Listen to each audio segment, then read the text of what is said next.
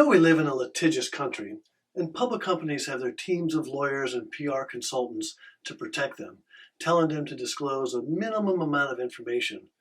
But don't you think it is time for some straight talk? I do. We're coming out of the pandemic distress, slowly for some and not as slow for others. But with census growth not what it was in the second and third quarters of 2021, let's admit that this will be a long slog. We need both large census increases combined with margin increases. We will not get both as long as labor costs keep rising and inflation levels remain at 40-year records. And it is doubtful we will get back to the census levels of 2014-15 anytime soon, which really should be the target. In my meager opinion, talk of pre-pandemic levels is camouflage.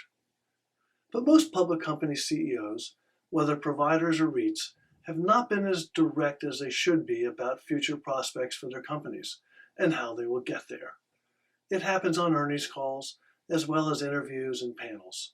Part of the problem may be that they really have no idea, because we have never experienced an operating environment quite like this. Ever. Still, they always seem overly cheery about rising from the COVID ashes. Shareholders keep waiting. One CEO, Shant Mitra of Welltower, speaks his mind on quarterly calls, at times lecturing his audience.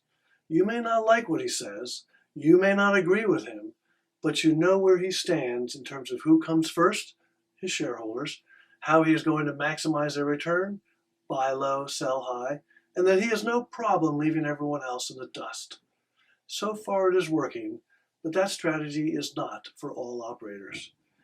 Even he can be overly optimistic, but at least when asked something, he is not afraid to admit he does not have a clue.